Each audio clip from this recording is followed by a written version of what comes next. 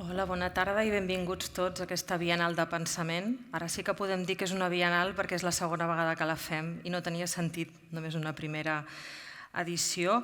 Ens tornem a trobar a les places, als espais de debat com aquest. Són molts els equipaments de la ciutat que aquests dies tenen activitats de la Bienal i sobretot ho fem amb aquesta intenció de generar espais de reflexió i de debat, que quan aquest diàleg s'acabi, vosaltres pugueu també continuar-lo després en altres indrets. Us donem la benvinguda sobretot en nom de tot l'equip d'assessors, de comissaris impulsats per l'Institut de Cultura de l'Ajuntament de Barcelona que han fet aquestes tries i fan possibles aquestes trobades.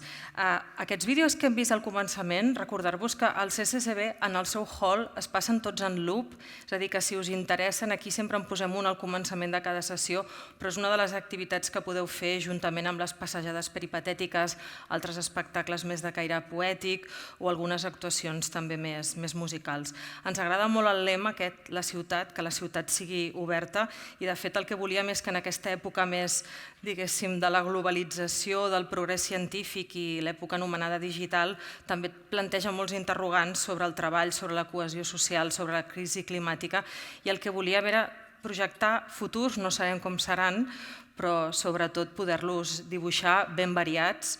I parlant de temes sanitaris, ens agrada molt que esteu aquí, tots amb la vostra mesura de seguretat, la vostra mascareta. Desinfectem aquestes sales sempre que s'acaba una xerrada anterior, amb la qual cosa no patiu. I aquí al mig hi teniu aquest micròfon perquè quan s'acabi, si hi ha un petit torn d'intervencions, qui vulgui parlar simplement s'aixeca i s'acosta, no el toca i el anem desinfectant, entre tots ho farem possible. Dins de l'itinerari de tecnologia presentem aquest diàleg titulat El futur ha estat cancel·lat, on reflexionarem sobre les condicions d'habitabilitat a la Terra, les interseccions que hi ha entre art, geoenginyeria, enginyeria predictiva, estadística. Ho farem moderant-ho el Bani Brusadin, investigador independent en arts i cultura, i serà aquest diàleg entre l'Areti Markopoulou i el Benjamin Bratton, que entrarà en remot. Sempre ens agrada a vegades posar algun enregistrament que dona peu també a tot això, una persona que col·labora, que ja ens ve com editada i subtitulada, i en aquest cas és la Anab Jain, fundadora i directora de Superflux, aquest estudi d'imaginació estratègica de pronòstics i futurs experimentals que treballa amb organitzacions com Google AI o amb el mateix programa de les Nacions Unides pel Desenvolupament o la Creu Roja Internacional. Ella, de fet, ha guanyat el premi a l'excel·lència de l'ICISDIS en les arts digitals de la UNESCO i també té el Gran Premi de Drets Humans a Ginebra o els guardons d'Apple i el Departament d'Innovació del Govern del Regne Unit. Fa moltes conferències arreu del món i avui ens fa aquesta petita conferència que quan s'acabi també la podeu passar als vostres companys, amics, amistats o fòrums perquè el vídeo i tot el que parlarem avui quedarà enregistrat per quan ho vulgueu escoltar de nou. Moltes gràcies.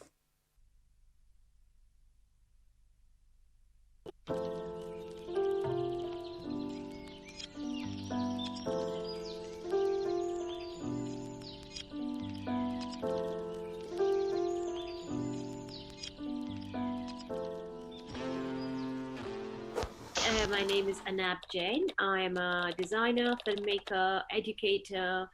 I co-founded a studio in London called Superflux with my partner, John Arden. And I'm also professor of design investigations at the University of Applied Arts in Vienna. We are quite clear that when we say we explore the futures, we use that word quite carefully.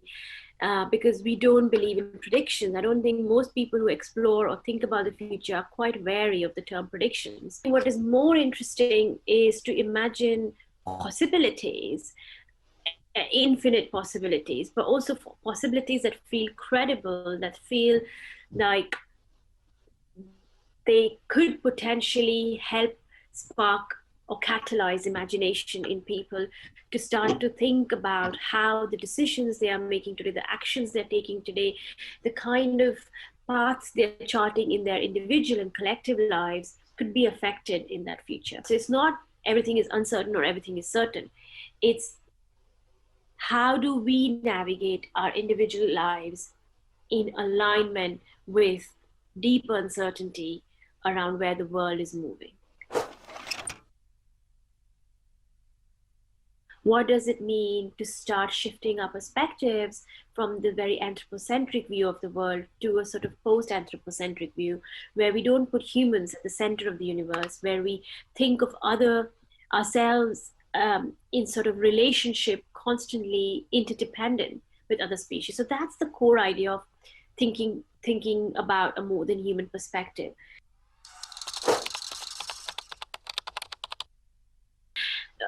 One of the things that I feel we are very attached to, especially I see in the world of technology, is fixing problems, and quite often fixing problems through technology. Recently, we've been doing some work around care and social care.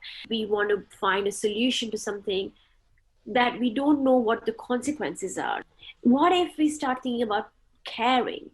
So, if we really care about how might we find a path through this challenge? And I think if we think about things through care, then we are forming a very different relationship between ourselves and the rest of the world. And innovation feels like the idea that we must make something new each time. This is a problem, let's innovate, let's find a new solution. And I think that is in contradiction to the world we are in and the limited resources that live in this world. Resurgence, on the other hand, suggests a renewal, suggests a restoration. So it's like, how can we move beyond this idea of linear growth towards a more circular idea of resurgence? Bruno Latour really questions the term global. When the news would use the word global, it would normally mean North America and Europe. Terrestrial, I think he suggests in a way that, what does that surface of the land and our kind of relationships look like within this kind of complex entanglement of life rather than trade flows. I think we carry this idea of being independent through our lives, and that individualism promotes anthropocentrism, where we think of ourselves as special beings on this planet, and that has led to a lot of destruction and ecological collapse. So I would say when we start thinking in relational ways, as interdependence suggests a relationality with everything around us, there is a relationship between everything in the forest and why it exists. They are living off each other. And I think that level of interdependence is something that helps us understand our humble place in the planet alongside other species.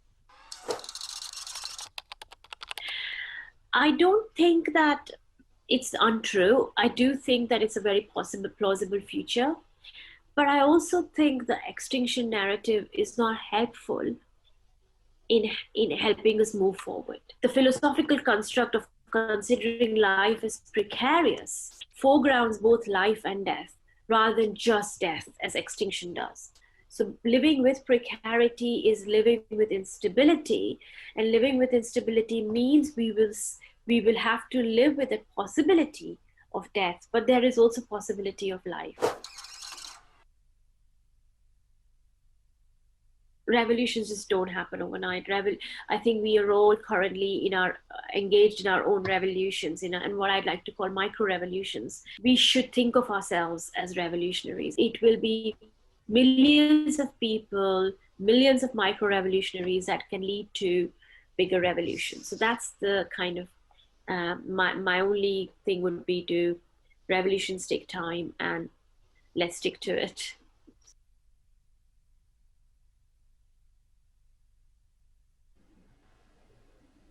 Hello, everybody. Welcome.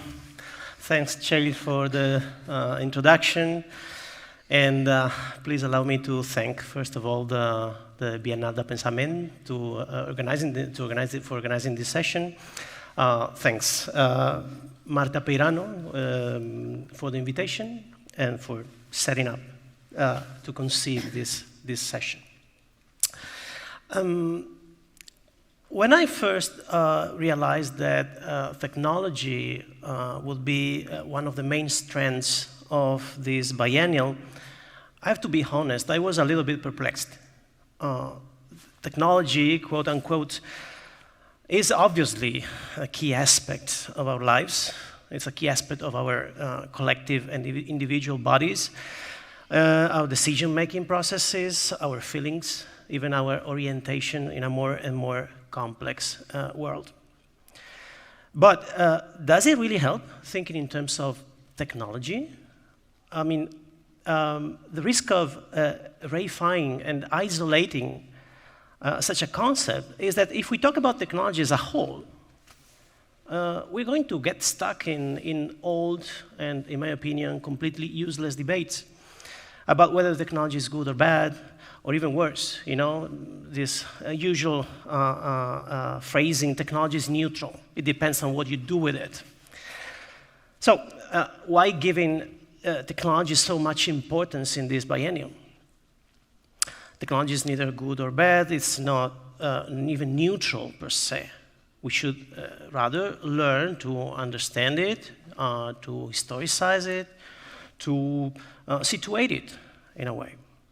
We should learn to understand what objects and systems are made of, by whom, what for, and even who disagrees with them, and especially whether something relevant is revealed by all this entanglement of processes, protocols, people, and other agents.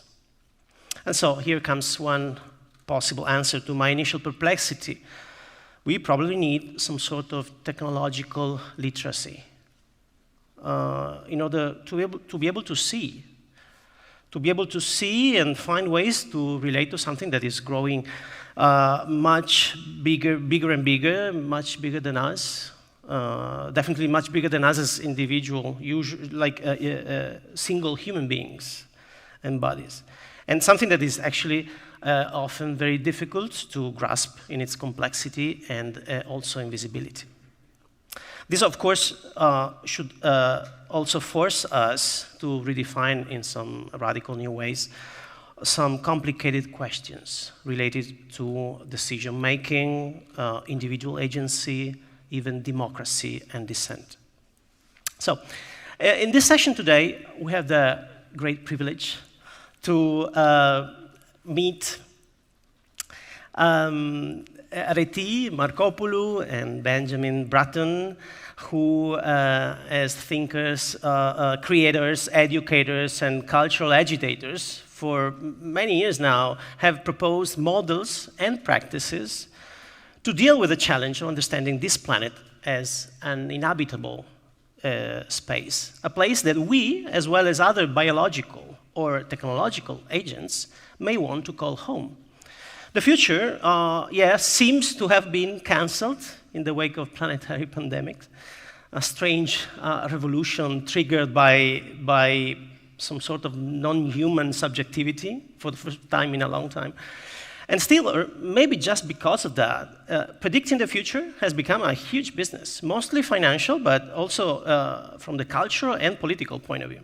So while the future is being cancelled for many people in this and other continents, the future itself is also being augmented, so to speak, especially as narratives of dystopian futures flood our minds and are even weaponized into objects or political propaganda.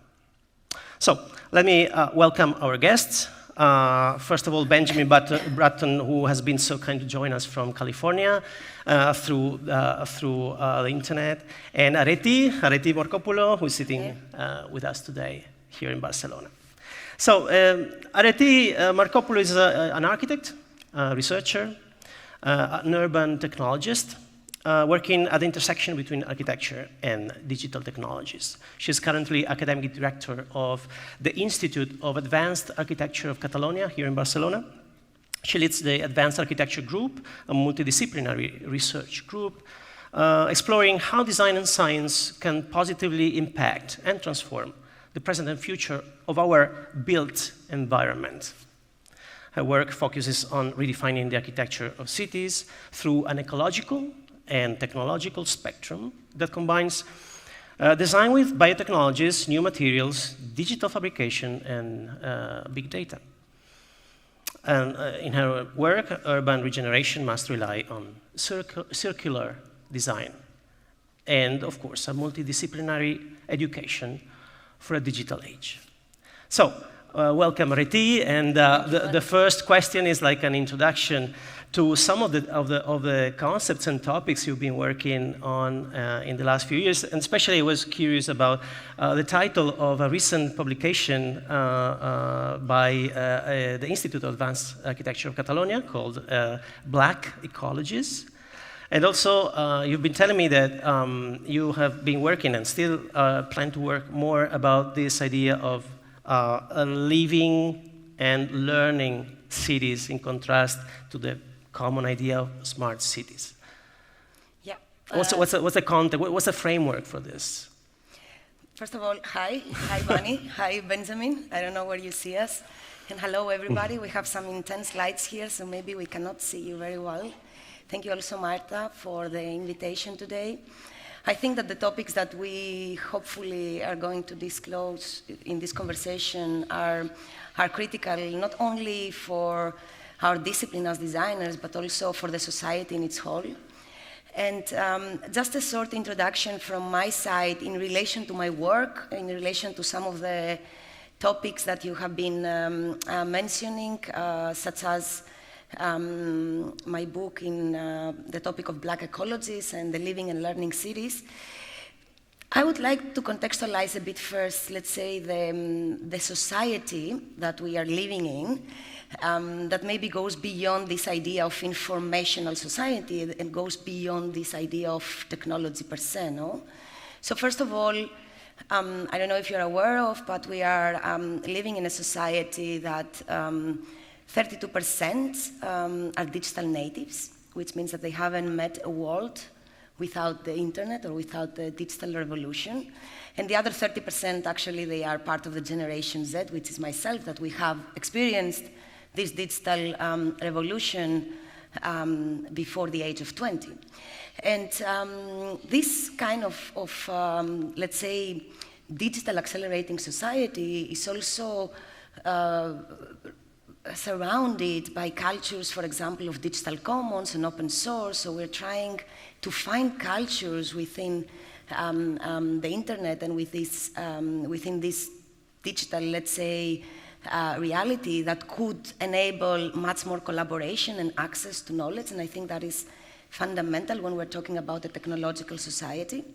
We are also both citizens and designers of a society that produces and sometimes relies on a vast amount of data that feeds algorithms that they are able to predict about our behavior or to predict about urban phenomena. And I think this is also a very important part of our reality. And then we are, of course, also part of a society that the species that live in that society, they are expanding, they are mutating, they are even relocated sometimes. I mean, from sensorial augmented bodies, which is our bodies with wearables or with the extension of the smartphone, to even cyborgs, bodies that they have implemented technology in their bodies, to build spaces and products that they are edible, that they are compostable, that they are products that they can be in symbiotic relationship with other species or with the environment. And I think that these somehow are facts that showcase that we are beyond an information society. We're more than anything within an experiential society. And that is very fundamental. The work that I am doing the last years is basically related within this context of experiential society, but it's also based on the notion of collective intelligence. And I want to highlight that because we are in a society and an environment that goes beyond human intelligence or machine intelligence alone. We are actually in a society that we are trying to collectively create by a variety of intelligence that of course includes cognitive ones, I mean humankind's, but also other intelligences which are massing geological or biological kinds. And for example, the idea of black ecologies and the book of black ecologies is treating with the notion that there are emerging practices in architecture, but also in urban planning, that create ecologies that they are black, as the title says, or that they are dark, or that they are hybrid. And they are ecologies that they go beyond the traditional dichotomy of nature and artifice and go beyond the traditional, let's say, dichotomy or separation of inside and outside. And this could be seen, for example, in territorial plans that they are being analyzed and they are being formed by a combination of crowd intelligence together with artificial or biological intelligence. I don't know if I will be able, I think my images are a bit randomly placed, but it doesn't matter. Yeah, this one. Thanks, the first one. Cool. So this is just an image explaining a bit this idea of black ecology. This is an example of a predictive modeling image for the planning of future biodiversity zones in cities. And it is an image that is dealing with, first of all, territorial data from satellite images about contamination and traffic, but it also deals with human emotions, how people feel in different spaces, how do they move in cities, how do they interact with different spaces. It also deals with understanding of biological growth, of living organisms such as plants, but also bacteria or fungus. And last but not least, it deals with ideas of environmental forecasts that affect that growth. No? So it's a kind of a process of design and understanding the environments that we inhabit with much more complexity than a simple massing artificial or a human one. And this approach is going in line with different philosophical approaches, no? Approaches from Bauman to Rossi Braidotti or to Donna Haraway or to Timothy Morton that, let's say, explain that we are not a subject in an environment that we totally control or own, but we are a nomad assembly in a space that we share with other species and we share with other agents.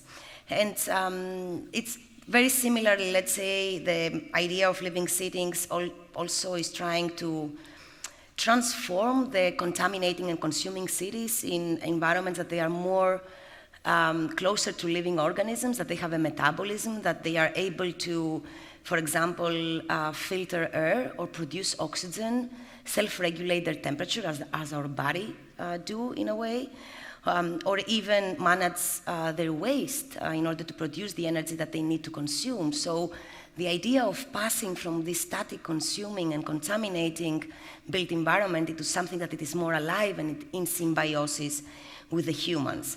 And last but not least, the learning cities go a step further to question a bit the origins of data, the processes of processing data, and placing the human and the idea of crowd intelligence in the center of the design.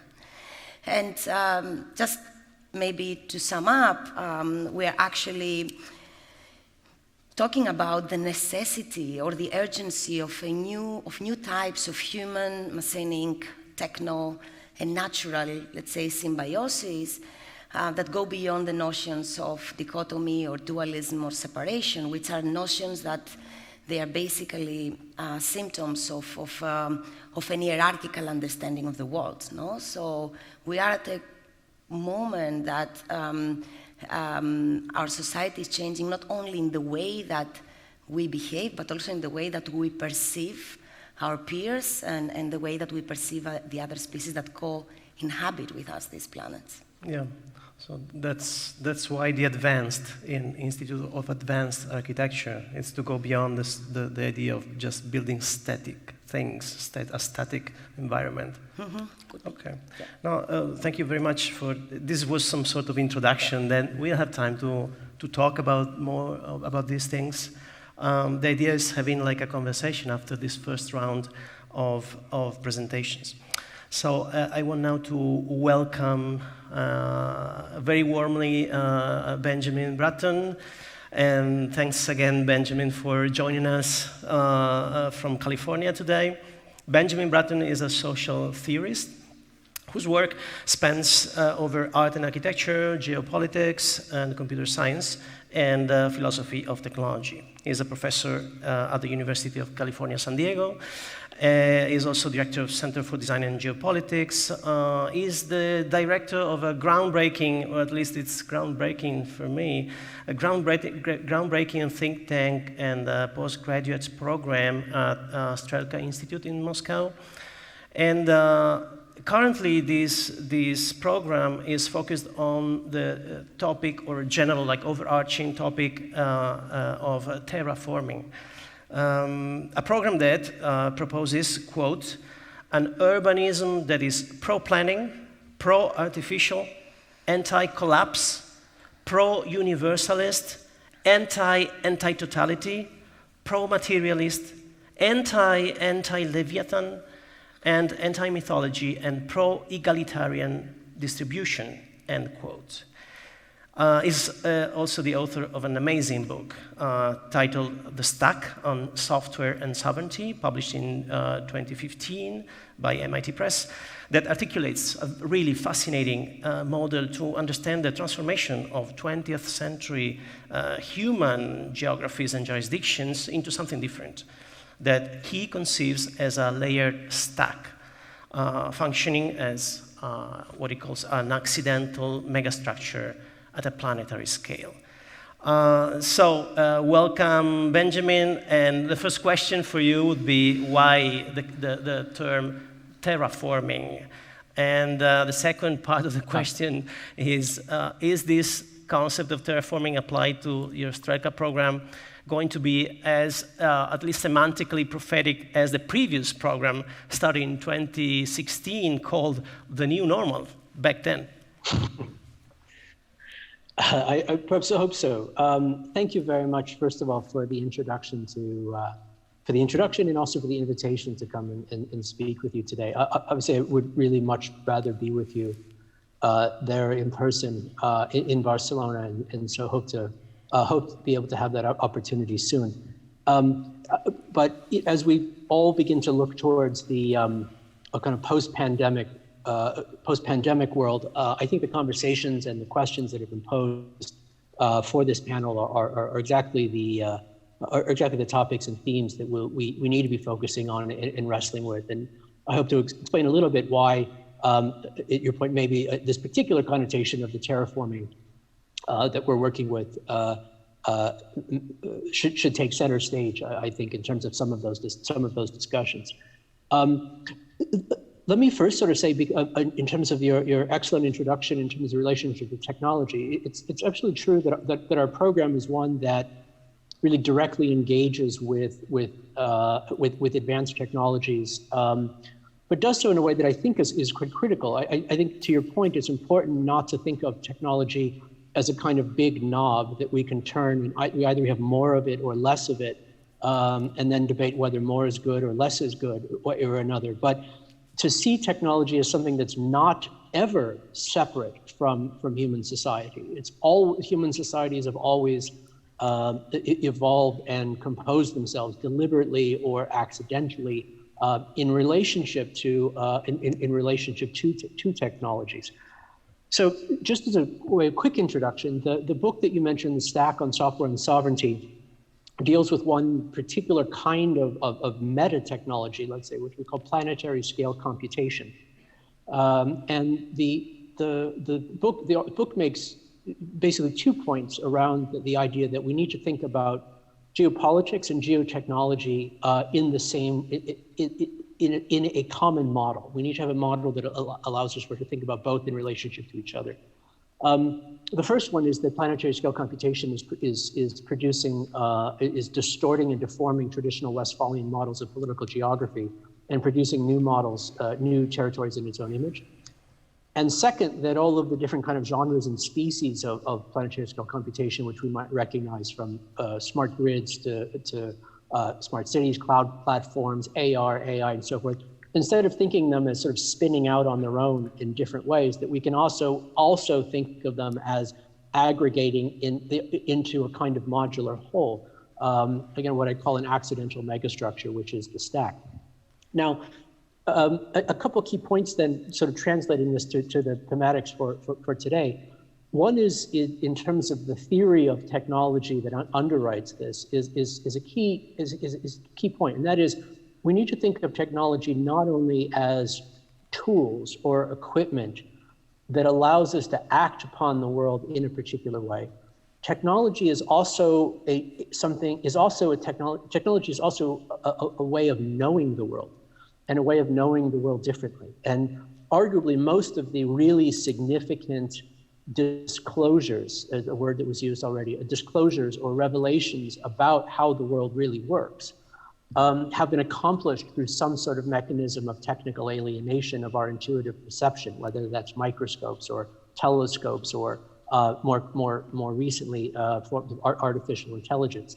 And that is technology, the role of technology to disclose the world and for us to be able to act upon it in relationship to those disclosures also speaks, I think, to some of the ways in which we need to think about technologies not as just something that already existing, already completely evolved human species then decides to pick up and use one day, or decides not to pick up and use at a certain point, but that over the course of our evolution of Homo sapiens, 150,000 years, and other variations of the Homo genius much longer before us, we have evolved in relationship to our technologies. We've always been cyborgs in this regard. And that is, in fact, one of the things that technology has revealed. Our ability to understand our genome, our ability to understand archaeological evidence, anthropological evidence, has allowed us to understand who we are and what we are in ways that should have fundamental epistemological and ontological significance.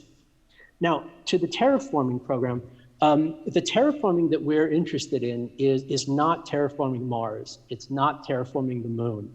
It is the recognition that we are going to, whether we want to or not, we, and in the largest possible collective we, the largest possible sort of collective agency imaginable, are going to have to, in essence, terraform the Earth in order for Earth to remain a viable host for Earth-like life.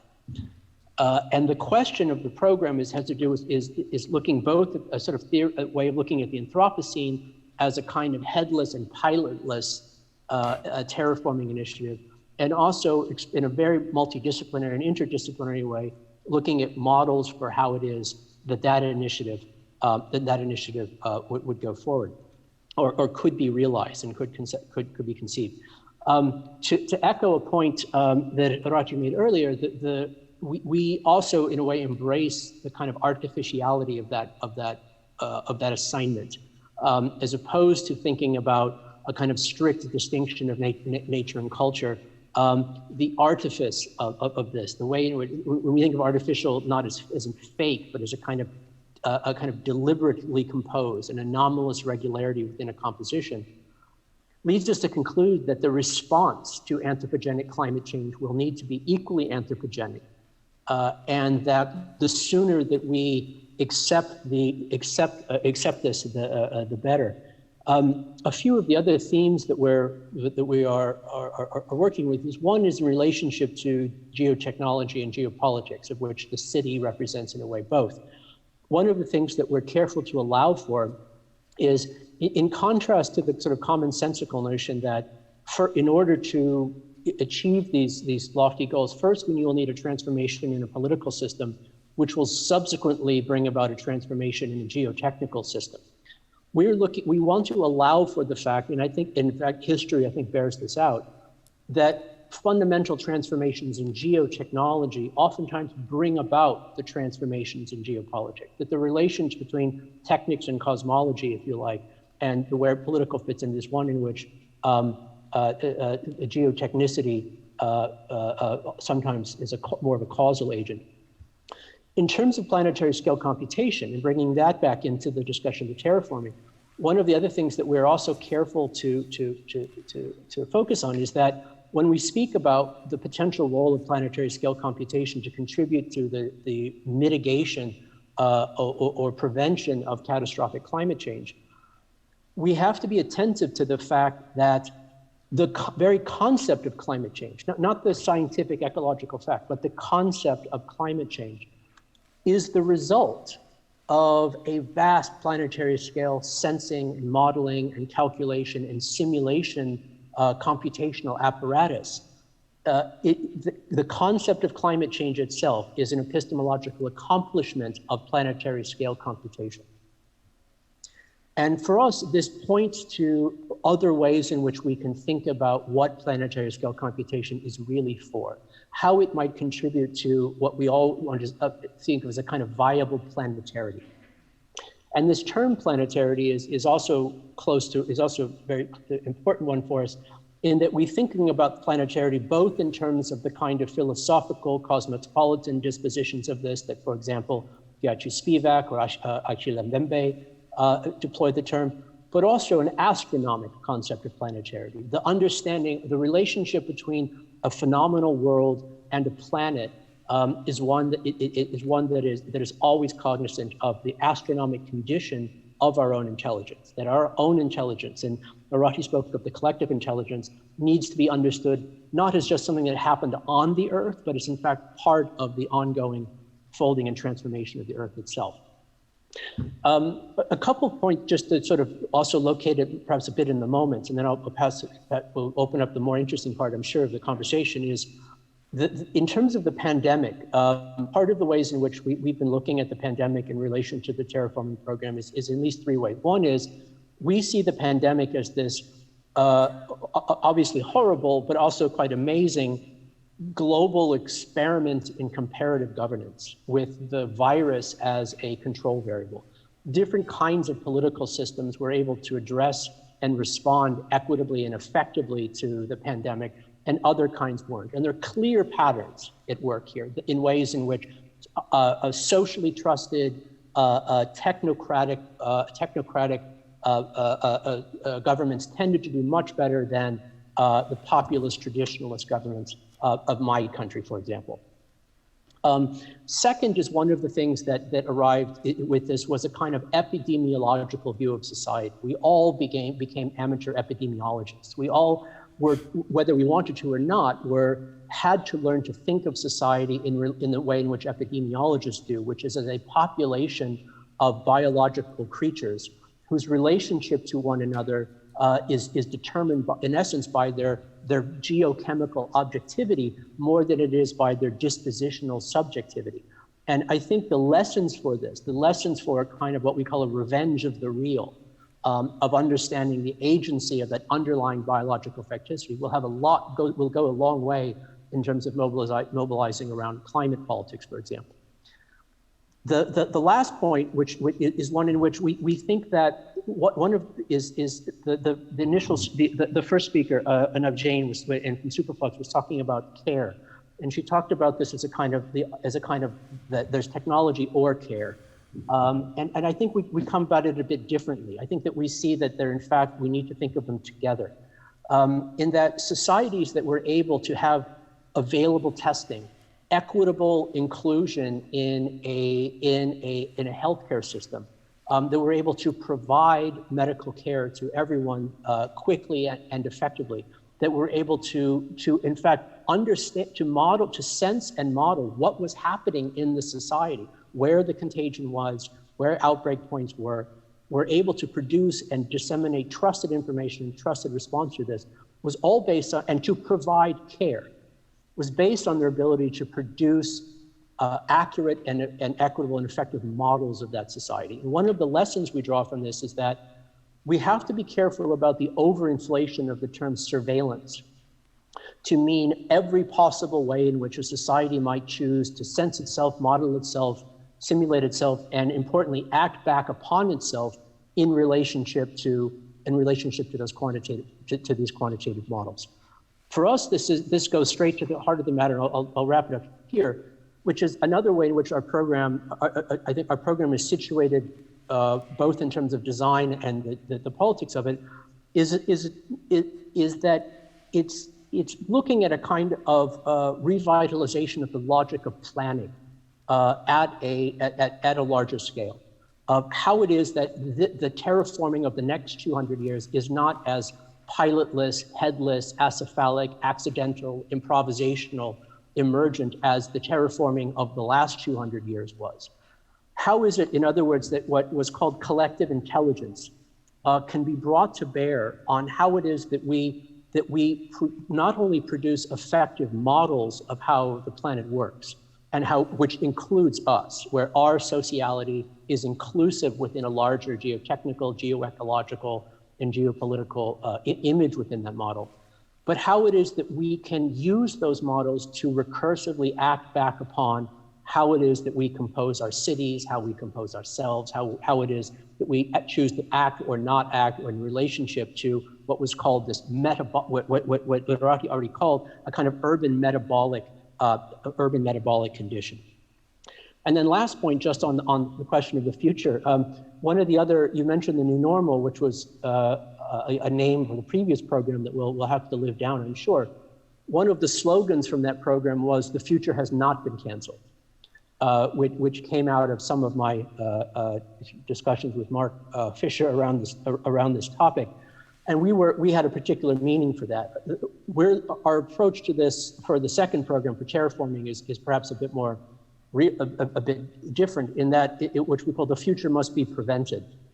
In that we have models or ideas of what the future would be like, and the task at hand is not just to aspirationally realize them, it's also to actively prevent them so that another future might take its place.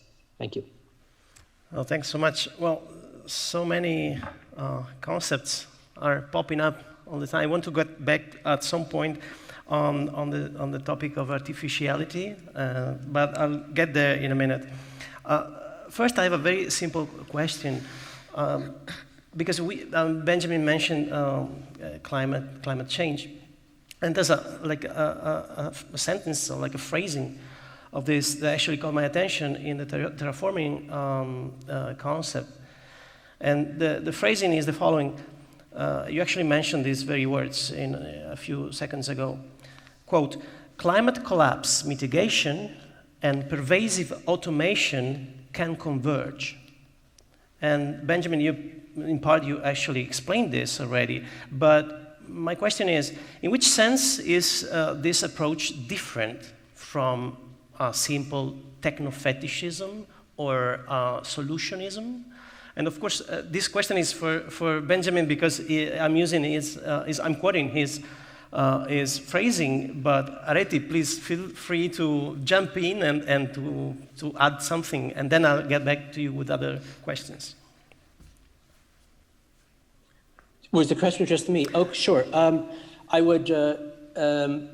So the distinction with this as well. So let me first say that the definition of automation that we develop in the book is one that's probably a bit more expansive than it's normally used in the kind of pedestrian, everyday, smart city kinds of context. What we're interested in essence, is looking at the ways in which forms of programmatic and collective intelligence can be built into the infrastructural systems upon which we all depend, in ways that the obvious efficiencies of scale, which are necessary for a radical decarbonization of a planetary infrastructure, of housing, of food, of all of the things on which we depend, would be realized. And so the point in which that you raised from the book is again sort of focusing on this, the problem of how it is that it would be possible to actually radically decarbonize the planetary infrastructure, and we're looking at ways in which the efficiencies of scale would necessarily be part of this. The implication of the argument here is less that we need to have more robots because that more robots is good, but rather that it's asking the question of what is automation for? why are we automating these systems? What is the goal of the automation? Is the goal of the automation to simply produce more of things, or is the goal of the automation to produce a world in which in which more people can have a safe and comfortable standard of living, but we can dramatically decarbonize the impact that we have on the world in order to realize this? And so I see it as quite the opposite, actually, of the kind of simplistic smart city. We're just going to sort of accelerate existing conditions and existing economies for their own sake, but rather as a way of rethinking the very premises of what economies are and do in the first place. What's your take on models in terms of, like, I wouldn't say information models, but systems to retrieve some kind of information, to build this circular design based on lively feedbacks systems in terms of urban design as you see it? I mean, what's the role of artificiality in all this?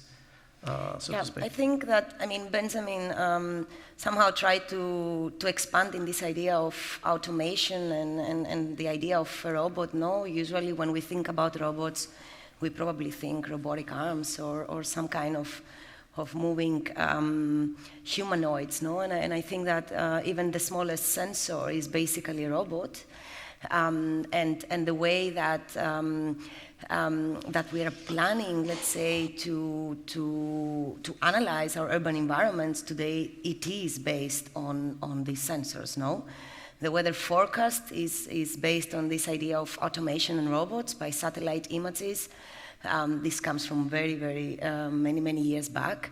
The whole idea of smart cities is based on this idea of monitoring and censoring not only the environmental conditions of a space, in terms of humidity and temperature and contamination, but also in terms of how people move, where do they stay, for how long do they stay, with whom do they meet. So there are a lot of different levels in this information that is being collected as values, the way that we process this value.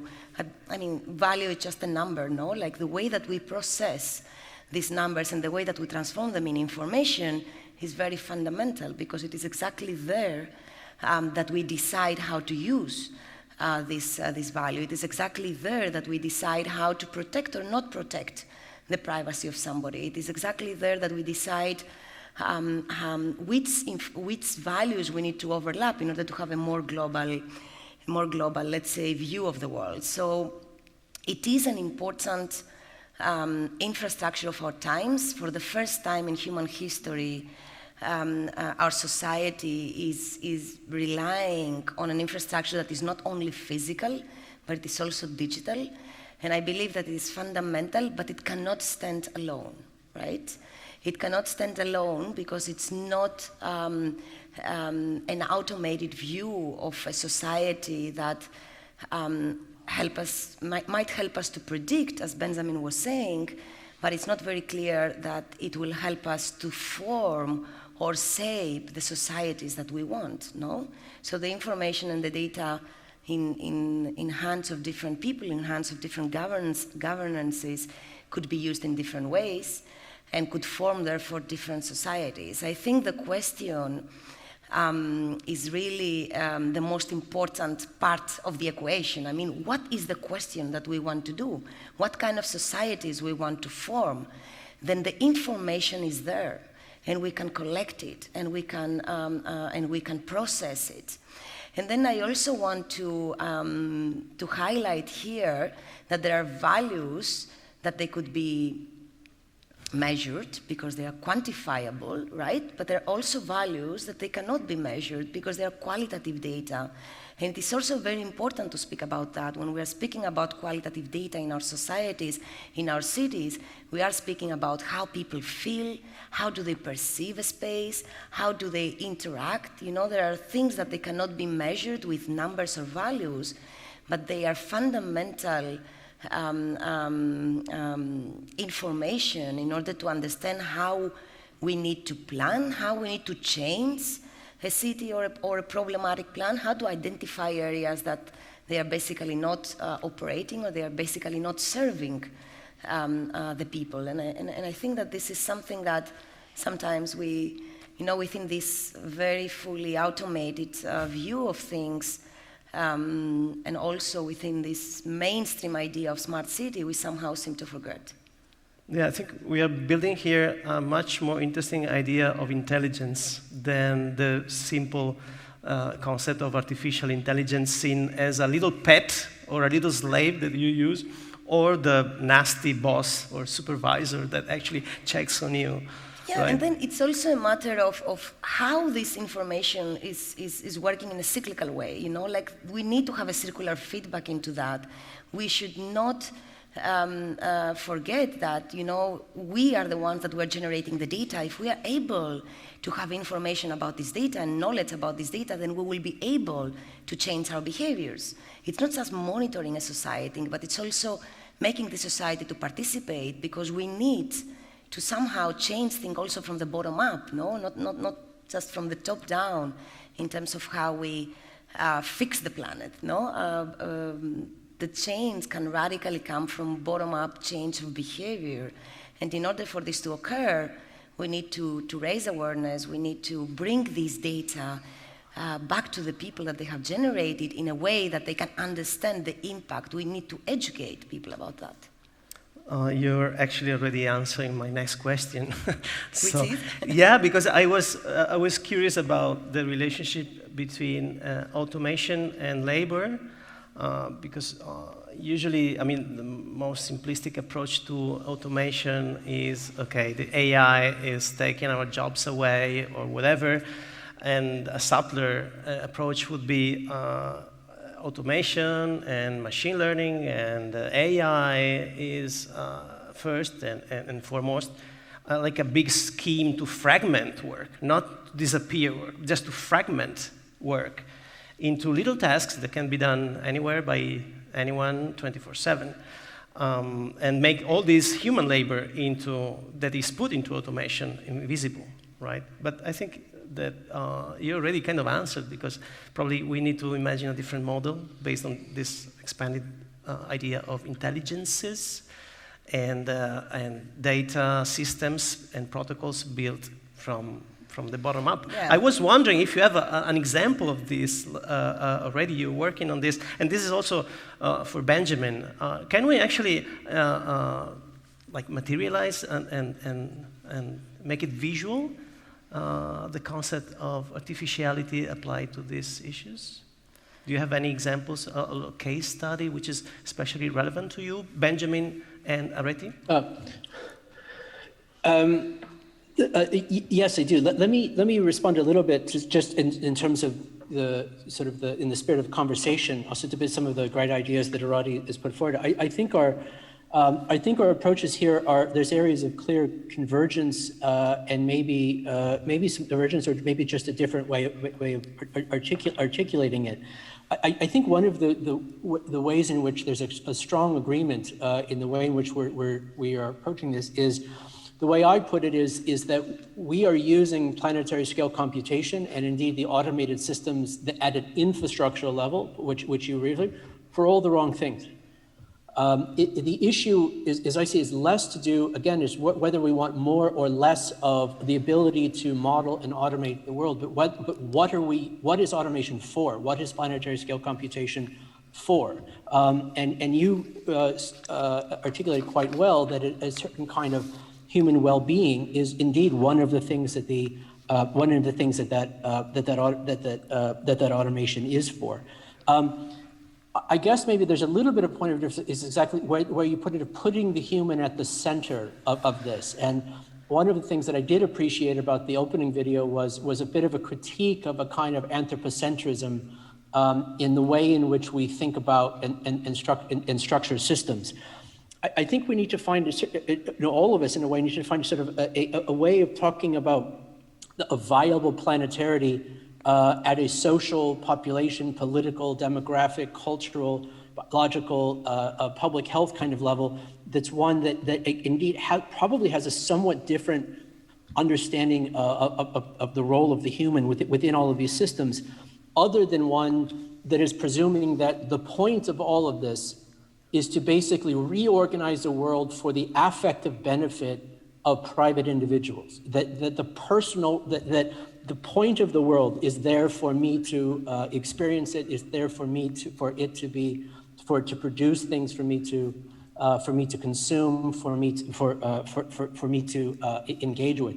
To me, that's actually part of the recipe of the Anthropocene. That's kind of how we got in this problem, into this problem in the first place. One of the things that the emphasis on infrastructure does for us in talking about this is that it does, in a way, deliberately depersonalize some of these kinds of conversations, where it's, instead of thinking about it, and the first speaker spoke to this, and I from Superflux, and this is something I actually strongly disagree with, that thinking of society as basically a lot of sort of small, personal, micro gestures that ultimately aggregate into a larger system. That this model, this kind of liberal individualist model of society, is something that really didn't serve us well during the pandemic, and I don't think it's something that's going to serve us well going forward. Now, to the question of AI, real quickly, I've written, as you know, sort of probably written a lot about a critique of anthropomorphism within AI. The idea that AI, like for AI to be successful, it has to be human-like, or that the more that we can force AI to pretend to think the way humans think, the better the social outcome for us in relationship to the use of AI.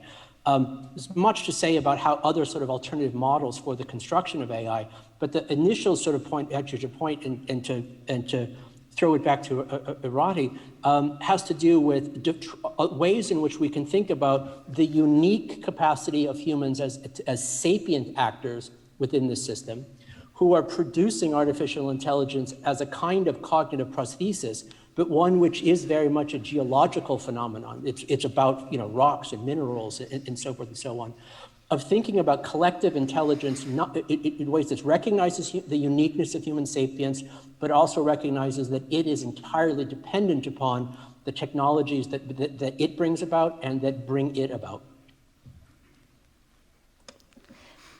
I just want to add something on this idea, because usually we think that, you know, the artificial intelligence is a kind of a supercomputing center or a supercomputer, that it works on a room alone, no? And it actually processes data, and we think that by itself, in a kind of an automated way, it could come into solutions, predictions, or learning processes, and that is not true. That is not true. The amount of human labor that is needed in order to treat an algorithm, to choose the data, to choose the images, if we're talking about computer vision, in order to feed this algorithm to learn to, you know, separate a dog from a cat, which is the basic, let's say, operation of AI or of machine learning.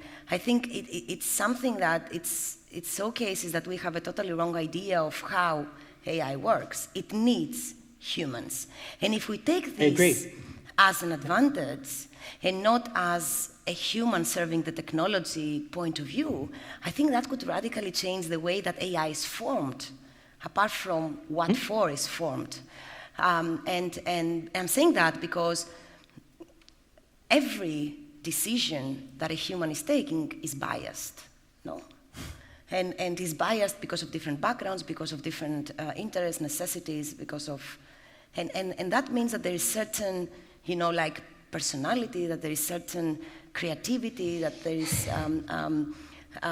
things of cognition and humanity that we can use within these processes of working with algorithms that could give us unique ways of creating these learning processes that we somehow think that they are purely automated. They are not purely automated, and we need to take advantage of that. I think that this would be a fantastic way of dealing with AI in a different, maybe the idea of AI, There was a very interesting article the other day explaining that it's not a technology, it's an ideology, no? Yep. So if we separate the ideology of what it is related with the automated part, and we stay with the technology, then we can actually change that ideology, because we are able to affect technology in the way that we allow humans to enter into that process. Yeah, of course, it's important to talk about bias, but I was also reading about this project about deep fakes, you know, this automated, generated videos of public figures speaking and speaking in a way they did not in real life. But the videos are more and more, they are catching up, the technology is catching up, but the quality of the video and the effect of truth that these videos produce is scary. Of course, everybody is speaking about this technology as an example, a key example of something that is bad, that can affect public sphere. And of course, it can affect public sphere. But I was reading about this project that deep fake videos were used in like a special program. I don't remember exactly the context in which country, but to allow political activists or refugees or people prosecuted in a very opaque way to speak up without showing the real face or voice. And this kind of applications actually show that bias sometimes could be, so to speak, could be a useful approach. And that's why it's important to take over some technologies and put some different ideologies in it, maybe. I realized that... Could I respond sorry. to that? Yeah, sure, please. Just in the case, so first of all, I think the question about I want to make this distinction that Areti brought up earlier about the artificiality, not to make sure the audience isn't confused. The connotation of artificiality that I think we're working with, and the one that she invoked, was more about something that is deliberately composed. Like you would look at a garden as opposed to a forest, and you say that someone made this garden because there's the effect of a kind of deliberate compositionality of it, not as in artificiality as in fake, or as in counterfeit or something. And so it has to do with the composability of something and the fact that something is not just emergent, but is in fact planned and made. And I think it's an important distinction. On the AI and the big room, the kind of Skynet, Alpha Soixante, giant brain in the sky model of AI, I hope that I hope that this metaphor or allegory of AI doesn't really have much currency. I would, if it does, then I think we're really in trouble. Also, the point that you were making about, but we need to always understand that there are humans behind the AI who are training the models, who are gathering the data, who are making decisions about what data to gather in the first place, how it should be deployed. 100% absolutely. But this I think is part of the point I was trying to make earlier, in that the models and conceptions we have of AI as some kind of autonomous human, external human brain that is separate from us is always been fictitious.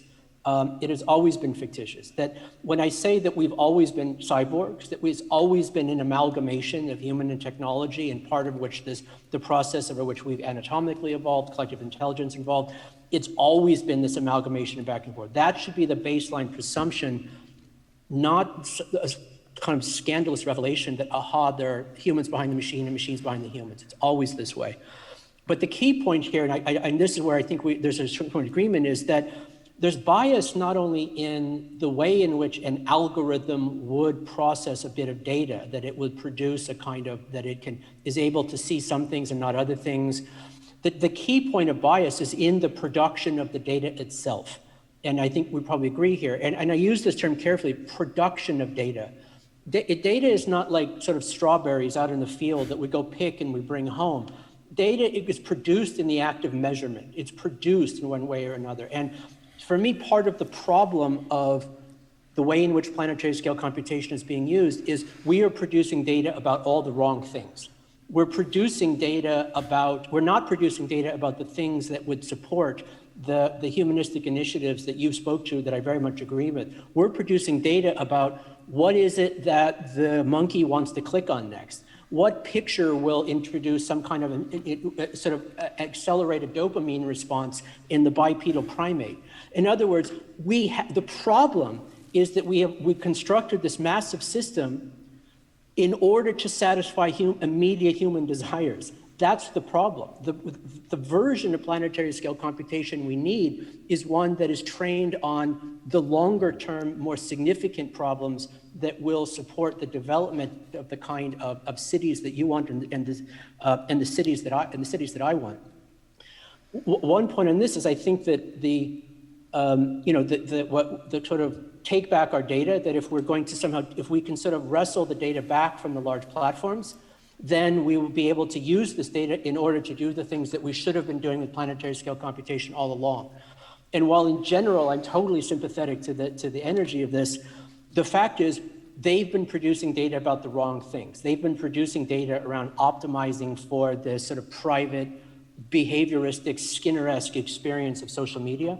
We don't have the data for the things that we need. We need to produce the data, to produce the models that we need so that we can use them in order to produce the viable planetarity that we want.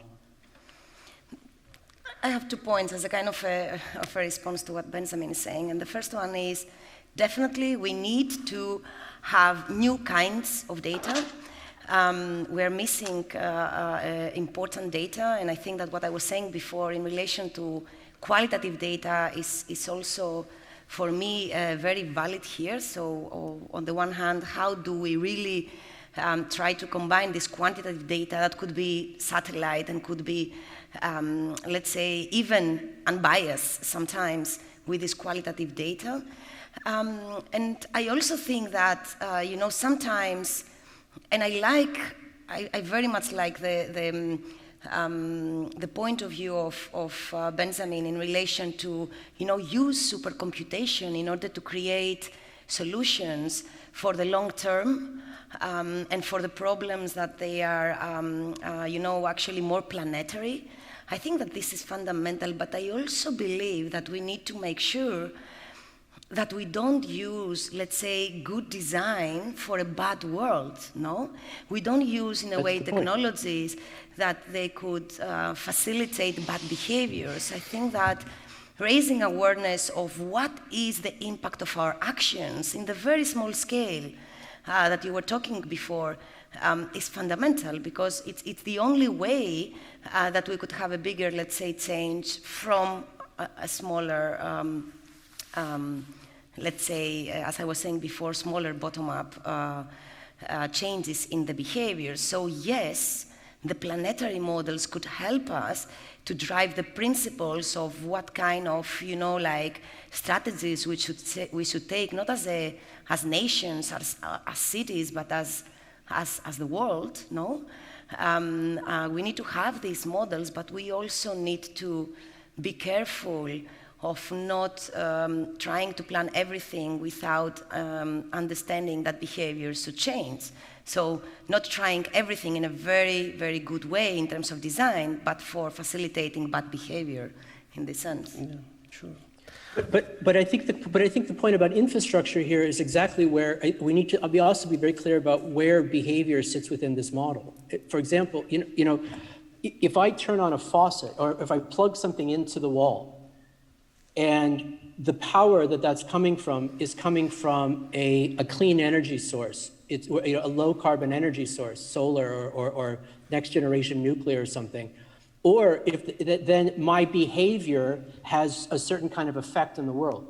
If I plug that thing into the wall and it's connected to a coal-fired power plant and it's spewing, then my behavior has a different action in the world itself.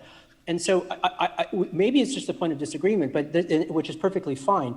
I think that in a way is that if we understand society itself as a kind of aggregation of atomistic moral choices, this is the neoliberalism that I think has got us into this problem in the first place. We need to transform the infrastructures so that the behaviors that people make, yes, change people's behaviors in different ways, change their ideologies, great, fine. But infrastructures that change the ecological effects of our cohabitation of this planet itself in ways that do not depend on a religious conversion in order for there to be a political transformation, in order for there to be a technological transformation, in order for there to be an ecological transformation. We don't have time for this, quite frankly. Totally agree. I totally agree. On the other hand, like the second more used material in the planet is concrete, and we keep on building with concrete. And the fact that we don't have more buildings out of wood or out of biological materials is lack of knowledge, is lack of people wanting this as a kind of an inhabitation space. And then I don't know, just because I'm also from the architectural and the built environment field, I am more obsessed with this, but I totally agree. I mean, we also built a solar house a few years back for Endesa, which is the electricity company in Spain, and it was a 100% self-sufficient energetically house, but then when we wanted to connect it to the grid, they didn't let us, right? The people that they owned the energy grid, because of course, there are a lot of different economic and political, let's say, reasons that some of these solutions could not scale up in that infrastructural scale. So yeah, that is relevant. That is indeed relevant. But yeah, combined with a change in mindsets of how do we live, what kind of environments do we ask for, and how do we co-live or co-create with them. Mm-hmm. I'm afraid we'll have to... 5 minutes, okay, super. So we can finally get to talk about chemical drugs, Silk Roads, and what was that last one? And Lil Michaela, that was my questions. No, I'd love to hear other voices in the audience. It's a very strange situation. We have someone thousands of kilometers away through a screen, some people on a very tall stage, and some other people distant and with a mask on. But still, if someone wants, you can approach the mic. There are a few mics over there. Just try to be really, really quick and to the point. You can speak in English or Spanish or Catalan. If it's in Spanish or Catalan, we'll have to translate to Benjamin. Apologies for that. Good night. My name is Cesar Reyes from DPR Barcelona. We are colleagues in the networks with Benjamin, Areti, Bani. Congratulations for this amazing talk. I have a point questions. You have talked about metabolic city, ecotechnology, decarbonization. And I'm wondering if you have any idea if it's possible a technological future aside of capitalism, which is the system that in some way has allowed that technology to develop. Since the very first train infrastructures for the slavery exploitations to the steam engine in the Industrial Revolution. I would love to, if you have a glimpse of an idea, if it's possible, a future of technology aside of capitalism. I will die for that. And if you have an hypothesis, I will join your faculty tomorrow to explore that direction. Thank you. Benjamin, could you follow the question? Yes, I could. It's obviously a really important and pressing question for us to consider. The old Marxian axiom that capitalism is both what makes these extraordinary technologies possible and what also simultaneously prevents them from reaching their full social potential is I think a situation in which we find ourselves. I think all of us are in one way or another. I don't think it's really possible to arrive at a conclusion that the geoeconomics that is a driving force of all of these kinds of processes can continue as it has for the past 200 years, and in a way that will arrive at anything other than is catastrophic. And so the varieties of post-capitalism, if you think about that, we might think about ones that might is very much part of our program, very much part of our work, and the question of geoeconomics more generally. Because of our approach, we are looking at economic infrastructural systems. We're looking in terms of the role of taxation systems, the conditions of jurisdictions by which those kinds of dynamics would work itself out. But I think one thing that's important to keep in mind is that I think my hope is that by the middle of the 21st century, that we will look back at this moment in which the idea, where the notion that the two options in front of us of more capitalism versus more state socialism would seem like a kind of naive and anachronistic approach to what post-capitalism was in fact be. Why the 21st century would necessarily need to be a recapitulation of the middle of the 20th century in terms of those dynamics is something that we would want to be that we need to be open to. But the basic point of what it is that we value, how value is assigned to something, how negative externalities within ecological systems are priced is very much part of our thinking. The bigger idea is that you can't separate economics from ecology. That any economic system is dependent upon the material systems, the geochemical systems, the cognitive systems, the biological systems, the things that make it up.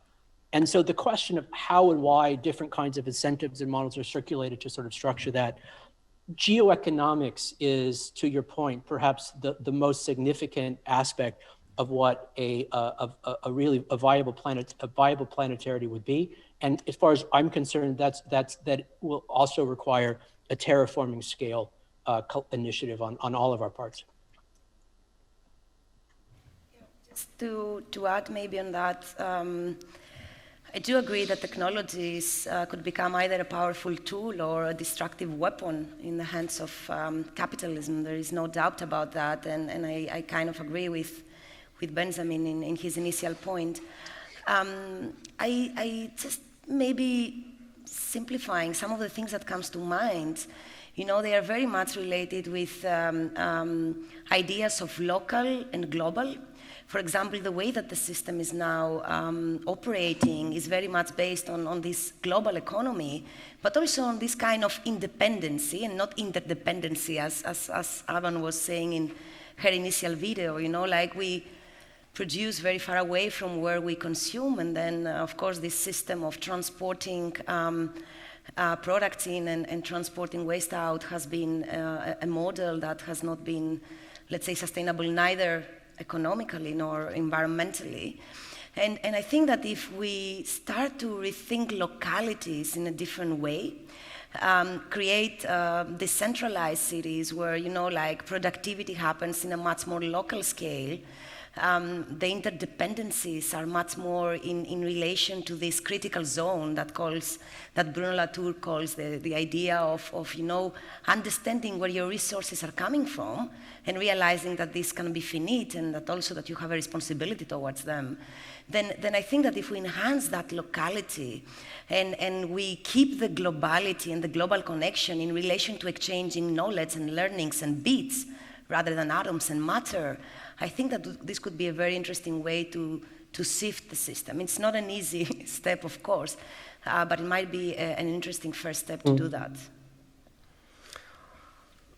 One thing I think we need to be careful, though, is that one of the watchwords or sort of key concepts of the right-wing reactionary populism of the last few years is a revalorization of the local against the global, a kind of relocalization, renativization of experience. And I don't think that's the path forward. I think we want to continue to be a planetary species, to allow for migration of people, migration of ideas, migration of molecules, but to have a much more, but to do so with a much greater degree of deliberate reason and compositionality, and absolutely responsibility to the real, actual, unnegotiable biochemical circumstance in which we live.